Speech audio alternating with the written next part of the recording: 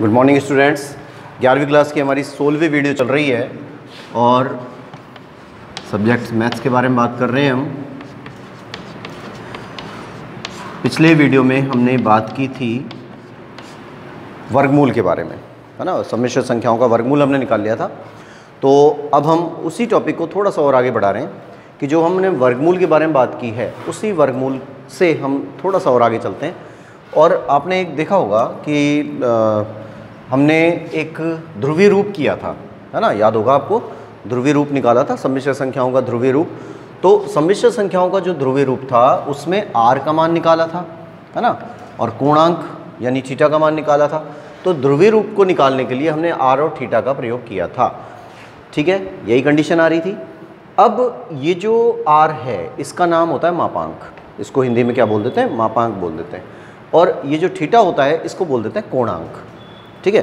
अब हमसे कई बार जैसे ये क्वेश्चन पूछा है, एक क्वेश्चन मैं ले रहा हूँ यहाँ पर, उदाहरण में ही है, अभी डिटेल में नहीं जा रहा हूँ मैं क्योंकि इसका एक कॉन्सेप्ट और भी है। अब वो कॉन्सेप्ट तो जब आपको समझाऊंगा तब इसका कोणांक एकदम रियल रूप में निकलेगा। लेकिन अभी मैं आपको एक नॉर्मल तरीके से चीज़ें बता रहा हूँ, केवल एक अपर लेवल पे बात कर रहे हैं। अभी हम बहुत ज़्यादा डीप नहीं जा रहे हैं, और डीप इसलिए नहीं जा रहे हैं क्योंकि अभी हमने थर्ड जो चैप्टर है हमारा ट्रिग्नोमेट्री वाला, उस ट्रिग्नोमेट्री वाले चैप्टर को ढंग से नहीं पढ़ा है। जब तक हम उस थर्ड वाले चैप्टर को ढंग से नहीं पढ़ लेंगे तब तक इसमें भी दिक्कत आएगी थोड़ी बहुत।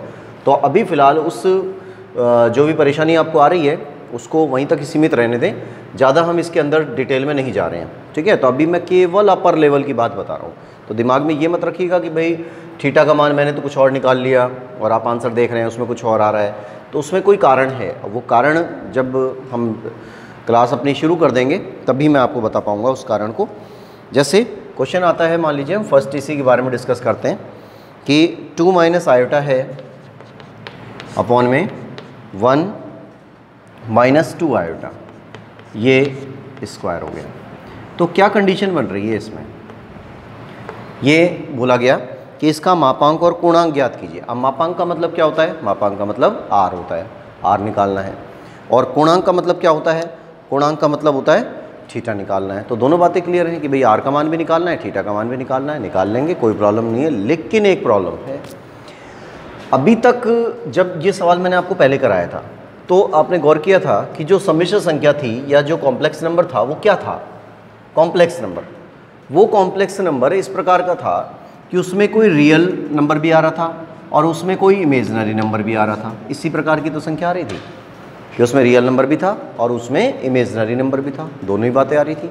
लेकिन यहाँ पर क्या हो रहा है, यहाँ पर देखिए, गौर करिए, ये भी कॉम्प्लेक्स नंबर है ऊपर की तरफ और नीचे भी कॉम्प्लेक्स नंबर आ रहा है ना। तो एक ही संख्या में, संख्या तो ये एक ही है, लेकिन इस एक संख्या के अंदर 2 बार कॉम्प्लेक्स नंबर आया, ऊपर भी और नीचे भी।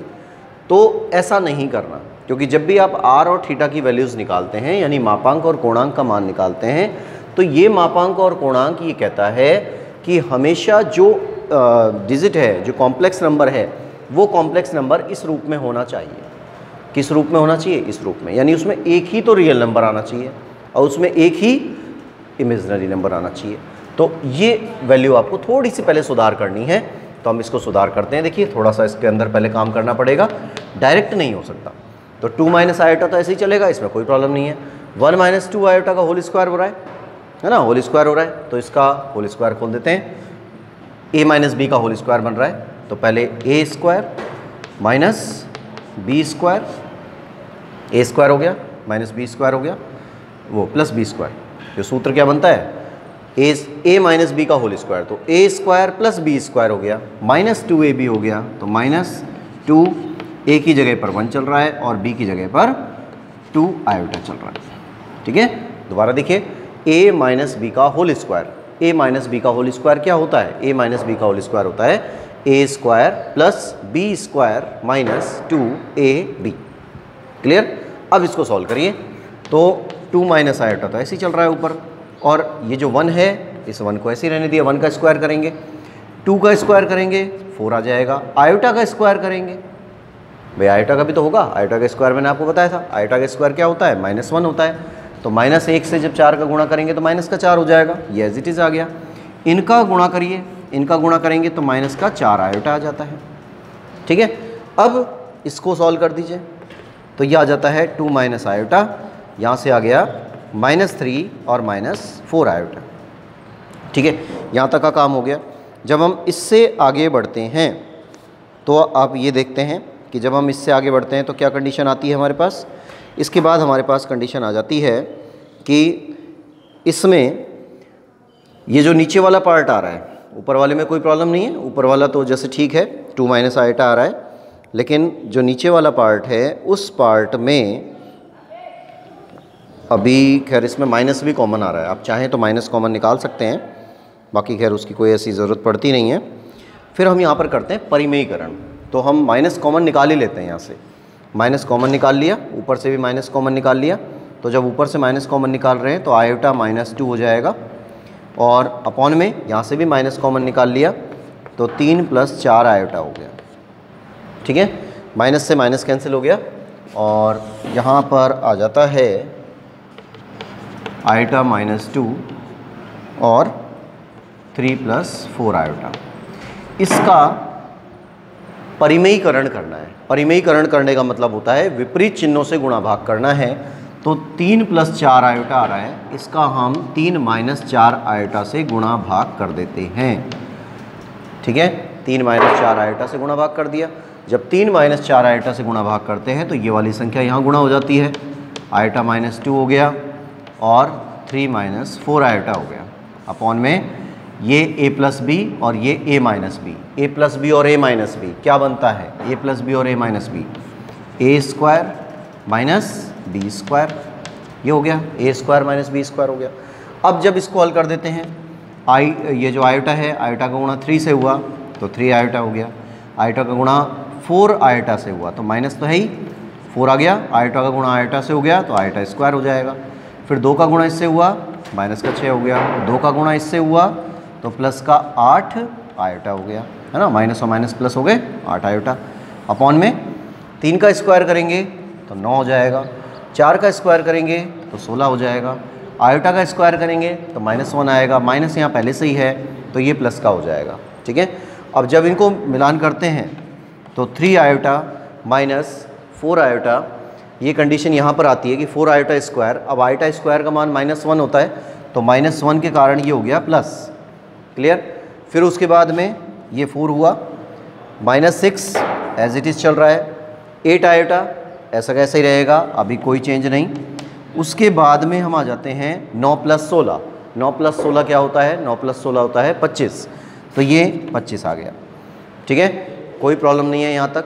जब हम यहाँ तक काम कर चुके तो हमारे पास एक कंडीशन ये आती है कि भाई यहाँ पर देखिए आयोटा 2 बार आ रहा है, यानी इमेजिनरी नंबर 2 बार आ रहा है। और जब मैंने ये टॉपिक शुरू किया है तो उस टॉपिक पे मैंने शुरू में ही बोल दिया कि जब आप कोई टॉपिक शुरू कर रहे हैं और कॉम्प्लेक्स नंबर की हम बात कर रहे हैं तो कॉम्प्लेक्स नंबर में एक ही रियल नंबर होना चाहिए और एक ही इमेजिनरी नंबर होना चाहिए।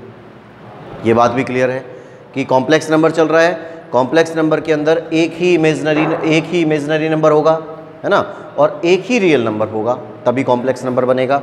पर यहाँ तो अब भी गड़बड़ हो रही है, यहाँ पर 4 - 6 आ रहा है तो 4 - 6 ये दोनों रियल हैं, 3 आयोटा और 8 आयोटा आ रहा है, ये दोनों इमेजिनरी नंबर हैं। तो जब इन दोनों को हल करते हैं तो क्या मान आता है, -2 आ गया। ठीक है, -2 हुआ। 3 आयोटा और 8 आयोटा आ रहा है, 3 आयोटा और 8 आयोटा क्या चीज़ हैं, ये दोनों 11 आयोटा, और अपॉन में 25 हो गया। ठीक है, अब इस 25 को अलग अलग कर दीजिए तो यहाँ से आ जाता है -2/25 प्लस आयोटा 11/25। ठीक है, ये हमारा कॉम्प्लेक्स नंबर बन के तैयार हो गया, यानी सम्मिश्र संख्या हमारी बन गई, ये वाली बात समझ में आई। तो r और थीटा का मान तो हम निकालेंगे, वो बात सही है, लेकिन r और थीटा का मान निकालने के लिए पहला काम क्या था। अब जैसे पहले मैंने आपको r और थीटा ध्रुवीय रूप बताया था ना, ध्रुवीय रूप में हमने r और थीटा निकाला था, तो ये मापांक और कोणांक जो हमने निकाला है वहाँ पर मैंने सिंपल उदाहरण लिए थे इस टाइप के, सीधा सीधा आ रहा था। अब लेकिन यहाँ पर सीधा नहीं आ रहा है। ठीक है, तो इसको पहले हमने अपने कॉम्प्लेक्स नंबर में चेंज किया तो कॉम्प्लेक्स नंबर तो ये आता है, उसके बाद फिर r और थीटा निकलेगा। तो अभी आप इसको यहाँ तक नोट करिए, फिर मैं इसको मिटाता हूँ और अब हम क्वेश्चन को वहाँ से चालू करेंगे। ठीक है, लिख लीजिए इसको एक बार, पॉज करिए और फिर नोट करिए।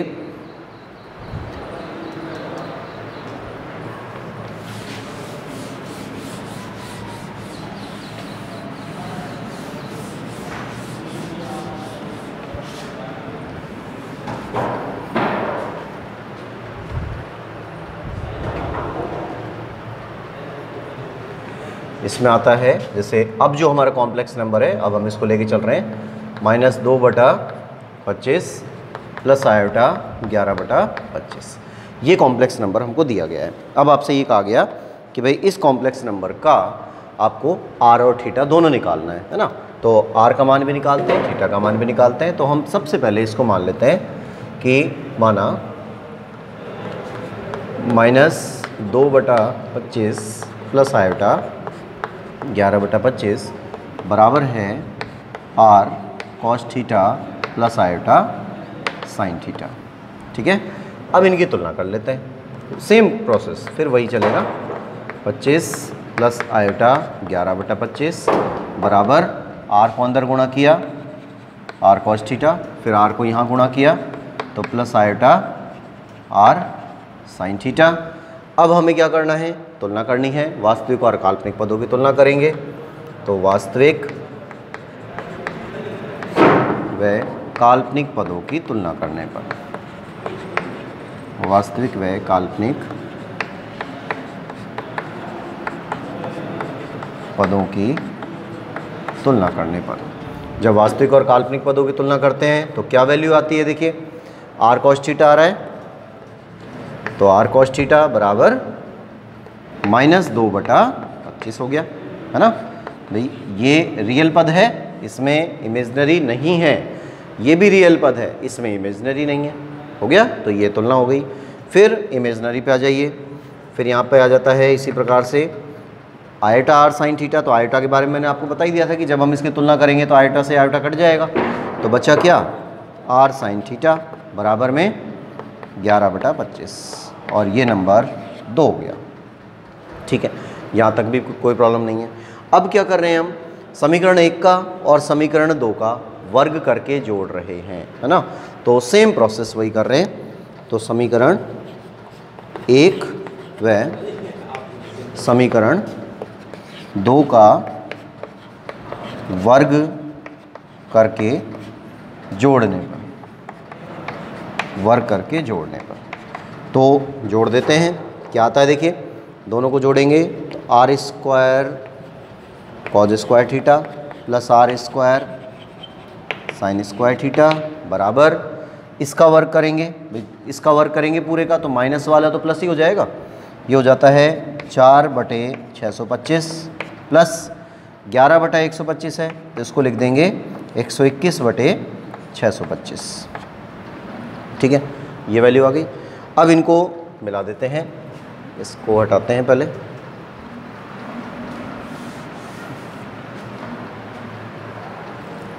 यहाँ से r स्क्वायर कॉमन निकाल लिया, यहाँ जाता है cause square theta plus sine square theta बराबर 625 दोनों में लघुत्तम आ रहा है।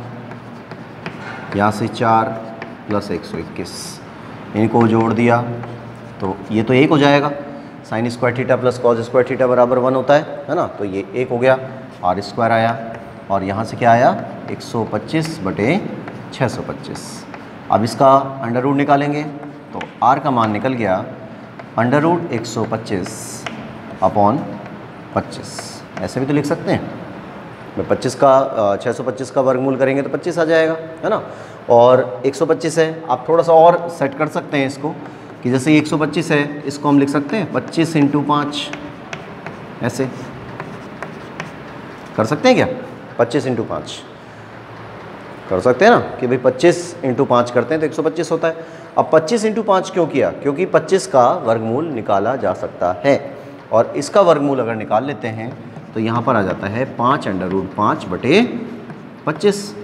5 से ये कट गया 5 बार, तो √5/5 आ गया, फिर ये कट गया और 1/√5 आ गया। देखिए सही है, ये बात कंप्लीट है। या आप डायरेक्ट भी कर सकते थे कि भाई 25 को इससे काट देते, 125 का गुणा 5 से करते हैं तो 625 आता है ना। तो फिर अंडर रूट कर लेते, तब भी वही बात आ जाती, 1/√5। तो r की वैल्यू आ गई हमारे पास, r = 1/√5। ठीक है, ये आंसर r का आ गया, मापांक आ गया। अब हमें चाहिए कोणांक। तो कोणांक के लिए आपको कंडीशन बता रखी थी मैंने कि समीकरण 2 में समीकरण 1 का भाग दे देते हैं। समीकरण 2 में समीकरण 1 का भाग करने पर तो ये वैल्यू आती है r sin theta upon r cos theta बराबर r sin थीटा तो है 11/25 अपॉन में r sin थीटा है माइनस 2/25 -2/25 हो गया। r से r कैंसिल हो गया तो यहाँ आ गया tan थीटा, 25 से 25 कैंसिल हो गया तो -11/2 आ गया। ठीक है, अब थीटा बराबर क्या होगा, तो इस tan को हटा के उधर भेज देते हैं तो ये हो जाता है थीटा बराबर tan इनवर्स 11/2। ये थीटा का मान आ गया। और हमसे यही पूछा गया था कि क्या निकालना है आपको, मापांक और कोणांक। ठीक है, अभी और भी है इसमें थोड़ा सा, लेकिन अभी मैं उससे आगे नहीं जा रहा हूँ क्योंकि अभी कोऑर्डिनेट वगैरह आपको नहीं बताए हैं, तीसरी प्रश्नावली मैंने नहीं कराई है और ना आपने कहीं करी है। तो कोऑर्डिनेट्स वगैरह होते हैं कि जैसे हम एक ग्राफ लेते हैं, उस ग्राफ को हम 4 भागों में विभक्त करते हैं, फिर कौन कौन सी डिग्रीज़ बनती हैं, क्या क्या मान हमें वहाँ पे प्राप्त होते हैं।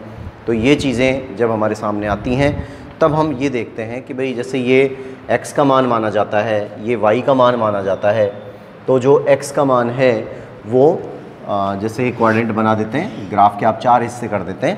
तो इसको थोड़ा सा बता रहा हूँ, वैसे ही डिटेल नहीं दे रहा हूँ मैं इसकी बिल्कुल भी। अभी ये 0 डिग्री है, 90 डिग्री है, ये 180 डिग्री है, ये 270 डिग्री है, वापस घूम के हम चले जाते हैं तो यहाँ पर 360 डिग्री आ जाता है ना।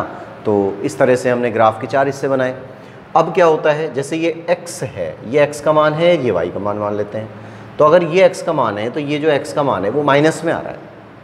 क्लियर बात है कि भाई ये x का मान अगर माइनस में आ रहा है तो x जो चलता है माइनस इस लाइन पे चलता है ना, x माइनस यहीं पे होता है। और ये y है प्लस का, जब y प्लस का है तो ये वाला मान यहाँ चलता है। यानी ये जो संख्या है ना, अगर इसको हम बिंदु की तरह यूज़ करते हैं तो वो कहीं पर यहाँ पर होगी बीच में, क्योंकि x का मान माइनस का है, y का मान प्लस का है। तो अगर x का मान माइनस का और y का मान प्लस का होता है तो सेकंड क्वाड्रेंट के अंदर हमारा जो भी बिंदु होगा वो सेकंड क्वाड्रेंट के अंदर होगा, कहीं पर भी हो सकता है, हमें नहीं पता अभी कहाँ पे है। तो अगर वो सेकंड क्वाड्रेंट के अंदर है तो यहाँ से tan थीटा का थोड़ा सा मान चेंज होता है ना। क्यों होता है, क्योंकि जैसे अब यहाँ पर कोई डिग्री आ रही है तो वो मान लीजिए यहाँ पे है, तो हम यहाँ से गिनना शुरू करते हैं इधर से, और इधर से जब इसको गिनते हैं तो ये पाई माइनस करना पड़ता है।